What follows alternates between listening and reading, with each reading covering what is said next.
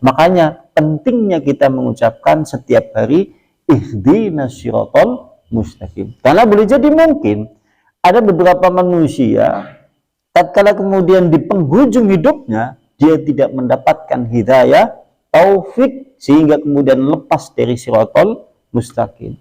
Sebagaimana kalau antum belajar terhadap permasalahan su'ul khotimah, akhir hidup kehidupan yang jelek, panjenengan akan disuguhi dengan kisah taburan orang-orang soleh di awal, tapi kemudian di penghujung kemudian hidupnya, pada akhir kematiannya ditutup dengan amalan yang menuju neraka.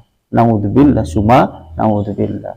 Artinya mulanya penting sampai naik satu set doa ihdinas siratal mustaqim. Panjenengan bayang naya apa?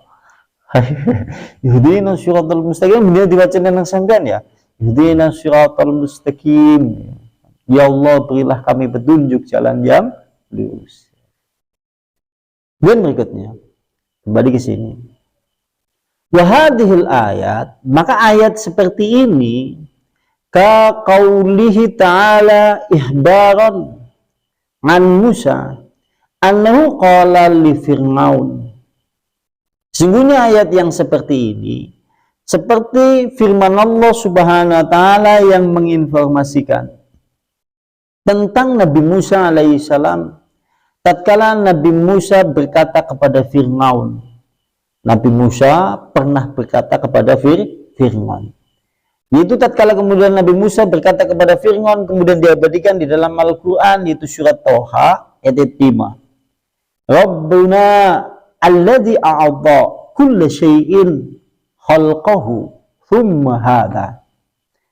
Ya Tuhan kami adalah Dialah Allah Subhanahu wa taala yang telah memberikan untuk tiap-tiap sesuatu yaitu bentuk kejadiannya. Lantas kemudian dia memberi petunjuk. Petunjuk di sini maksudnya adalah petunjuk umum, hidayatul irsyad wal bayan, hidayatut taufik. Yang terakhir adalah hidayah untuk menempati surga. Pada dasarnya kemudian Allah sudah sediakan semuanya itu. Tapi kalau terkait masalah hidayatul irsyad wal bayan harus ditempuh dengan perbuatan manusia, yaitu duduk bermajelis taklim. Nah, terkait masalah nanti menerima atau tidak menerima, ini tinggal karunia dari Allah. Apakah dia mendapatkan taufik apa tidak? Karena banyak orang yang kemudian duduk bermajelis taklim, tapi kemudian setelah lepas kemudian dari duduk bermajelis taklim, justru kemudian dia melepaskan petunjuk itu. Karena sudah dikasih tahu itu adalah perbuatan syirik, itu adalah perbuatan kekufuran, itu adalah perbuatan yang mengarah kepada sesuatu yang membatalkan Islam. Tapi bersama dengan itu sudah diterangkan dengan penjelasan baik dari Al-Quran ataupun Sunnah. Tapi karena dia tidak mendapatkan hidayah taufik, tapi dia tetap masih melakukan perbuatan-perbuatan yang seperti itu. Yang lebih celakanya lagi adalah menganggap kesyirikan itu adalah kebaikan, menganggap kekufuran seakan-akan sesuatu yang sepele, menganggap suatu kedoliman itu adalah sesuatu yang remeh. Kising celaka lebih. Wah, naudzubillahi min dzalik. Kan banyak yang seperti itu.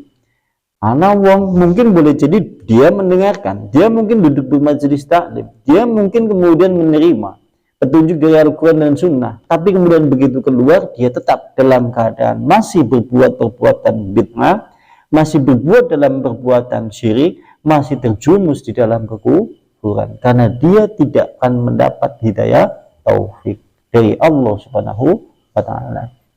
Maka termasuk sesuatu yang membahagiakan di dalam hidup adalah jika panjenengan itu kemudian diberi hidayah taufik dari Allah, karunia yang paling besar. Panjenengan ngerti kebenaran, diberi kekuatan oleh Allah untuk berjalan di atas kebenaran itu. Ini merupakan sesuatu yang masya Allah. Panjenengan dikasih tahu terhadap permasalahan yaitu sunnah, dan itu adalah sesuatu yang telah jelas dari Al-Quran dan Sunnah. Kemudian panjenengan diberi kekuatan untuk melakukannya, maka ini jenengane hidayah taufik. Sing dimaksud adalah ihdinas siratal mustaqim.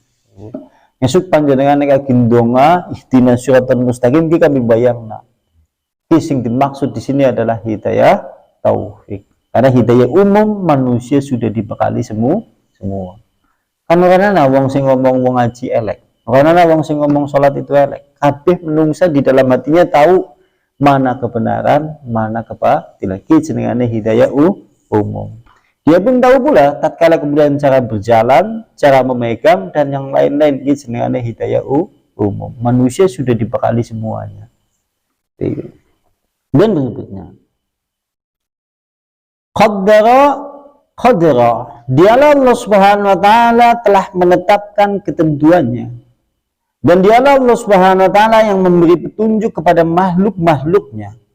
Sebagaimana telah disebutkan di dalam Sahih Muslim, riwayatnya dari Abdullah bin Umar, anna Rasulullah sallallahu alaihi wasallam qala, berkata Rasulullah, sungguhnya Rasulullah sallallahu alaihi wasallam bersabda, innallaha qaddara maqaddiral khalaiq, sesungguhnya Allah Subhanahu wa taala menentukan takdir-takdir makhluk-makhluknya sebelum ayyahluqas samawati wal ardh, sebelum diciptakan langit dan bumi, bi khamsina alfasanatin, yaitu 500 tahun yang lalu. Jadi manusia telah ditentukan oleh Allah takdir-takdirnya. Takdir-takdir manusia kan ketentuan-ketentuan Allah Subhanahu wa taala sudah ditulis jauh sebelum langit dan bumi itu diciptakan 500 tahun yang lalu. Berarti takdir kita sudah ditulis oleh Allah Subhanahu wa taala sebelum Allah menciptakan langit dan bumi. Makanya kemudian kalau kita melihat fenomena, ini fenomena dalam hadis Rasulullah. Rasulullah bersabda dalam sebuah hadis, inna ahadakum la ya'malu bil a'malil jannah. Sesungguhnya salah satu di antara manusia ada yang beramal dengan amalan surga. Sungguhnya salah satu di antara manusia ada yang beramal dengan amalan surga. Sehingga jarak antara dirinya dengan surga itu tinggal 1 jengkal. Antara dirinya dengan surga tinggal 1 jengkal saja. Tetapi kemudian didahului oleh yaitu ketentuannya atau takdir Allah Subhanahu wa taala. Maka kemudian di penghujung hidupnya dia kemudian beramal dengan amalan neraka. Lantas kemudian dia masuk ke dalam neraka. Mulanya ada fenomena seperti itu. Ada orang yang kemudian bertaburan keimanan, bertaburan dengan amal soleh, sehingga dia beramal soleh terus. Tapi kemudian ternyata takdir mendahuluinya. Di penghujung hidupnya, dia kemudian keluar dari ketaatan, keluar dari keimanan, kemudian dia beramal dengan amalan neraka, kemudian dia masuk ke dalam neraka. Contohnya banyak.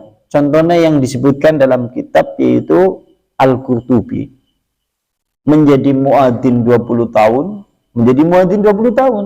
Lantas begitu dia menjadi muadzin 20 tahun, lama enggak? Ada di antara antum-antum yang pernah menjadi muadzin 20 tahun? Dia menjadi muadzin selama 20 tahun.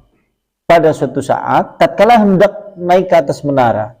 Begitu hendak naik ke atas menara, ternyata kemudian dia melihat di bawah ada seorang perempuan. Kemudian dia turun. Padahal dia baru mengumandangkan kalimat yaitu Allahu Akbar, Allahu Akbar, putuskan. Gara-gara kemudian ngerti nangis ada seorang gadis. Kemudian dia turun. Begitu turun kemudian ia sampaikan keinginannya bahwasanya ia ingin menikahinya. Terus wong lanang tukang adzan mau, ceritanya senang, lantas kemudian ditembung, kemudian ingin menikahinya. Tapi kemudian perempuan itu menjawab, lah, aku tidak bisa menikah denganmu. Wa anna nasrani, aku seorang Nasrani, kamu adalah seorang Muslim. Jawab perempuan tersebut. Tapi akhirnya kemudian laki-laki tersebut, bolehlah asal aku mendapatkan dirimu, aku akan mengganti agamaku, masuk ke dalam agamamu, asal aku kemudian menikahi dirimu. Akhirnya kemudian dia menjadi seorang yang murtad, masuk ke dalam agama Nasrani demi untuk mendapatkan seorang perempuan tersebut. Maka begitu selesai menikah, maka kemudian istrinya menyuruh kepada laki-laki itu, tolonglah benarkan yaitu loteng kita, karena rumahnya kemudian memiliki loteng. Pada saat itu lotengnya kemudian ada sesuatu yang rusak di atas. Oleh istrinya yang membuat dia murtad, istrinya itu berkata kepada suaminya, tolonglah suamiku, engkau naik sebentar, sebelum engkau menyentuh diriku, maka naiklah sebentar, itu di atas ada sesuatu yang rusak. Akhirnya kemudian dia naik ke atas loteng. Dulu selama 20 tahun dia naik ke atas menara yang tinggi, selama 20 tahun. Hari ini dia naik yaitu ke atas bangunan yang tinggi pula, tapi kali ini berbeda. Kalau dulu kemudian bertaburan iman, kali ini kemudian dia naik ke tempat yang tinggi demi seorang wanita yang menjadikan dia murtad. Maka begitu kemudian di atas loteng, ternyata kemudian dia terpleset. Begitu terpleset kemudian jatuh, kemudian mati. Yang lebih parahnya lagi, sebelum menyentuh istrinya yang membuat dia murtad. Ana fenomena yang seperti itu. Mau bertaburan iman, di akhir hidup kemudian ditutup dengan amal neraka, maka masuk ke dalam neraka.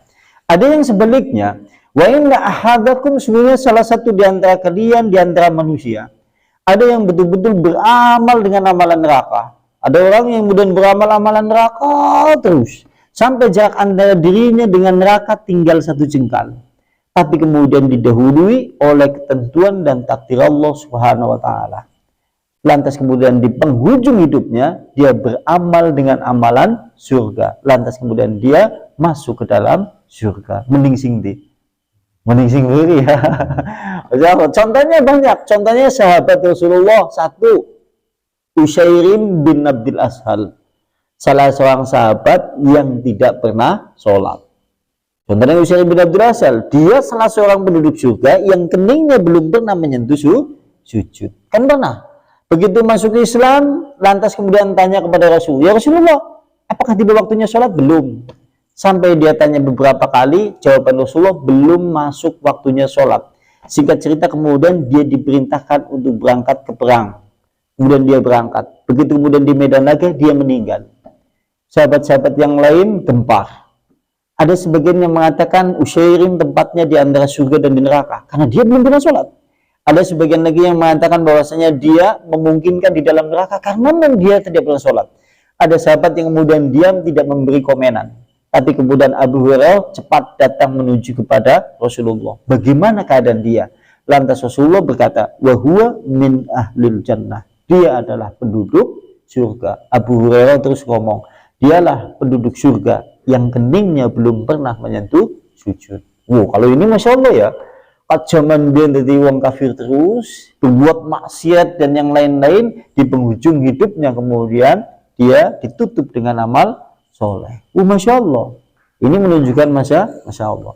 Ada yang lain, misal contoh, yaitu kalau antum yaitu pelajari di dalam kitab Riyadhus Shalihin.